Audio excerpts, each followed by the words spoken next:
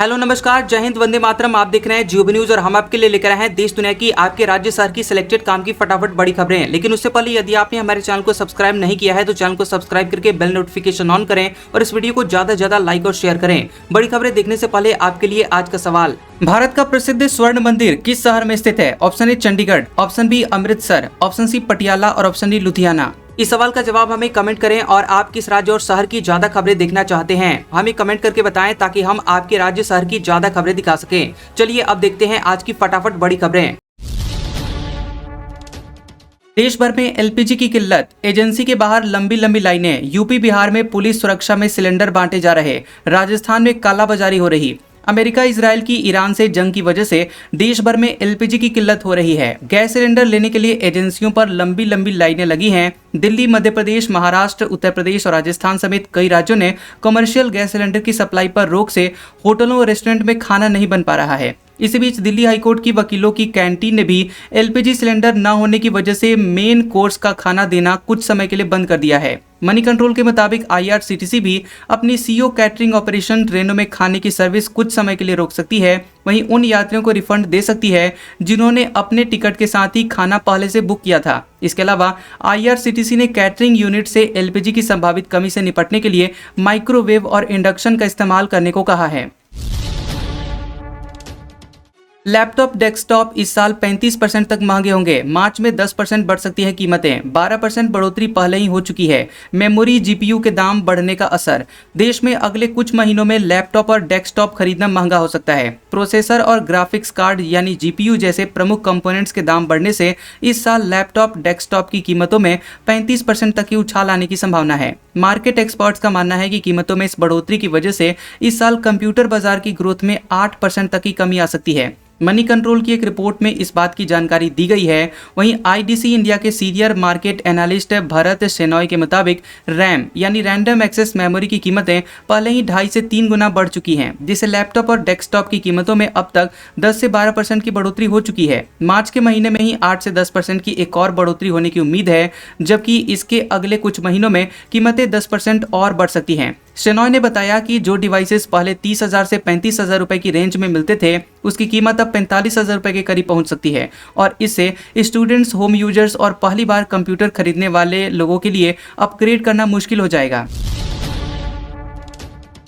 NCERT का विवादित chapter बनाने वाली टीम के खिलाफ निर्देश, सुप्रीम कोर्ट ने कहा प्रोफेसर मिशेल को बैन करे केंद्र, करप्शन इन जुडिशरी लिखा था। सुप्रीम कोर्ट एनसीईआरटी के कक्षा 8वीं की सोशल साइंस की किताब में करप्शन इन द जुडिशरी नाम का एक सब चैप्टर तैयार करने वाली टीम को हटाने की तैयारी में है। कोर्ट ने केंद्र सरकार, सभी राज्य सरकारों और पब्लिक फंडेड इंस्टीट्यूशंस को निर्देश दिया है कि एनसीईआरटी के सोशल साइंस करिकुलम के चेयरपर्सन प्रोफेसर मिशेल डेनिनो को पाठ्यक्रम से अलग करें। इसके साथ ही उनके 2 अन्य सहयोगी सदस्यों दिवाकर और आलोक प्रसन्न कुमार को भी किसी भी तरह से पाठ्यक्रम तैयार करने की प्रक्रिया में शामिल न किया जाए। इसके अलावा तीनों को नेक्स्ट जनरेशन टेक्स्ट बुक को अंतिम रूप देने की प्रक्रिया से भी अलग किया जाए।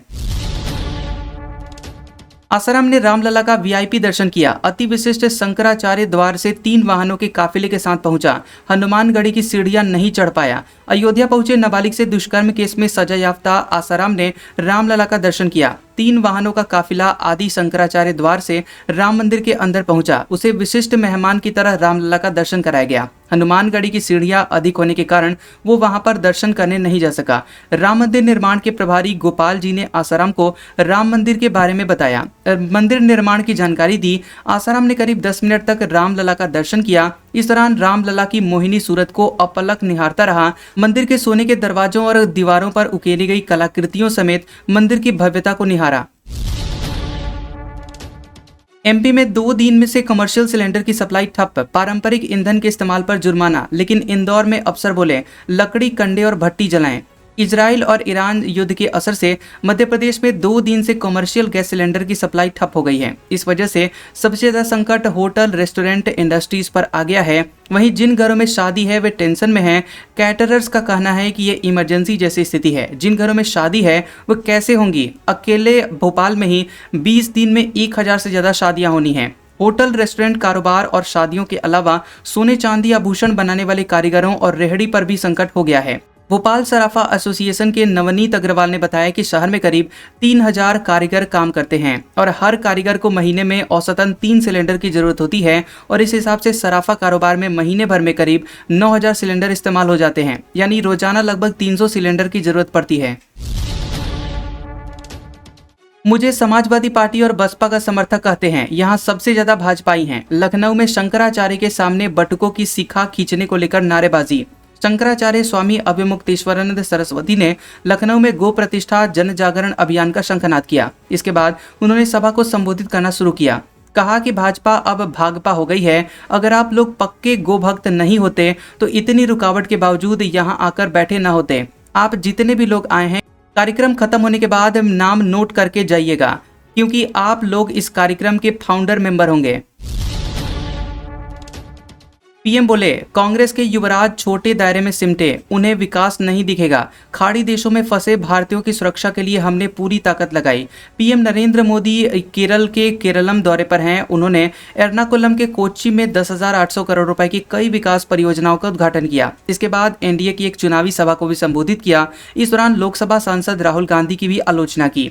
वहीं प्रधानमंत्री मोदी ने कहा कि कांग्रेस के युवराज को ये नहीं पता कि भारत के युवा आज ड्रोन मैन्युफैक्चरिंग में कमाल कर रहे हैं। उन्हें ये भी नहीं पता है कि केरल के युवाओं ने ड्रोन विकसित करने के लिए स्टार्टअप शुरू किए हैं। जो व्यक्ति अपने छोटे दायरे में सिमटा हो, उसे देश का विकास कभी दिखाई नहीं देगा।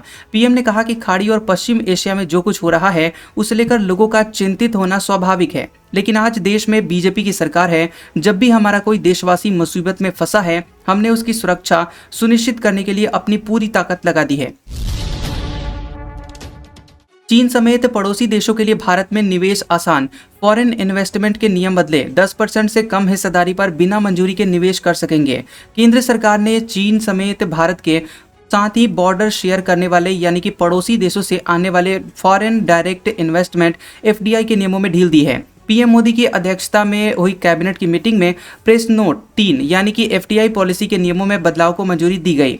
नए नियमों के तहत अब उन निवेश प्रस्तावों को ऑटोमेटिकली मंजूरी मिल जाएगी जिनमें पड़ोसी देश के निवेशक की हिस्सेदारी 10% से कम हो और उसका कंपनी पर कोई कंट्रोल ना हो। इसके साथ ही स्ट्रैटेजिक मैन्युफैक्चरिंग सेक्टर में निवेश के लिए 60 दिनों की समय सीमा तय कर दी गई है। अमेरिका में 50 साल बाद पहली नई रिफाइनरी बनेगी। रिलायंस के साथ पार्टनरशिप। ट्रंप बोले, ये अमेरिकी इतिहास की सबसे बड़ी डील है। रिलायंस इंडस्ट्रीज ने अमेरिका में ऑयल रिफाइनरी बनाने के लिए डील की है। अमेरिका ने पिछले 50 सालों में ये पहली नई ऑयल रिफाइनरी होगी। अमेरिकी राष्ट्रपति डोनाल्ड ट्रंप ने 11 मार्च को social media platform truth social पर इसकी जानकारी दी है। ट्रंप ने कहा कि ये 300 अरब डॉलर यानी कि करीब 27 लाख करोड़ रुपए की एक ऐतिहासिक डील है। उन्होंने कहा कि यह अमेरिकी वर्कर्स, हमारे एनर्जी सेक्टर और साउथ टेक्सास के शानदार लोगों की बहुत बड़ी जीत है। रिलायंस के निवेश के लिए उन्हें धन्यवाद। भारत आ रहे थाई जहाज पर होर्मुज स्ट्रेट में हमला। ओमान की नौसेना ने 20 क्रू मेंबर का रेस्क्यू किया। 3 अभी भी लापता। भारत आ रहे थाईलैंड के एक कार्गो जहाज पर होर्मुज स्ट्रेट में हमला हुआ है। ओमान के पास चल रहे इस जहाज को प्रोजेक्टाइल से निशाना बनाया गया और थाईलैंड के परिवहन मंत्रालय ने बताया कि जहाज पर मौजूद 23 में से 20 क्रू सदस्यों को सुरक्षित बचा लिया गया है। थाई झंडे वाला ये बल्क कैरियर मयूरी नारी संयुक्त अरब अमीरात यूएई से रवाना हुआ था। होर्मुज स्ट्रेट से गुजरते समय जहाज के पिछले हिस्से पर हमला हुआ, जिसे इंजन रूम में आग लग गई। बताया जा रहा है कि 3 लापता क्रू सदस्य उस इंजन रूम में ड्यूटी कर रहे थे। कैप्टन के आदेश पर बाकी के क्रू ने जहाज छोड़ दिया और लाइफ बोट में सवार हो गए। ओमान की नौसेना ने 20 क्रू मेंबर को बचाकर खसाब शहर पहुंचाया। थाईलैंड के अधिकारियों के मुताबिक रॉयल थाई नेवी स्थिति पर नजर रखे हुए है और बचाव अभियान के लिए अंतर्राष्ट्रीय एजेंसियों के साथ मिलकर काम कर रहे हैं। चीन में 56 जातीय समूहों को एकजुट करने का नया कानून। इनमें अलग अलग समुदायों में शादी को बढ़ावा, बच्चों को कम्युनिस्ट पार्टी से प्रेम सिखाने की बात कही गई। चीन में जिनपिंग सरकार नए कानून को मंजूरी देने की तैयारी कर रही है, जिसमें अलग अलग जाति समूहों यानी एथनिक ग्रुप्स को एक ही राष्ट्रीय पहचान दी जाएगी। बीबीसी की रिपोर्ट के मुताबिक इस कानून का नाम law on promoting ethnic unity and progress है।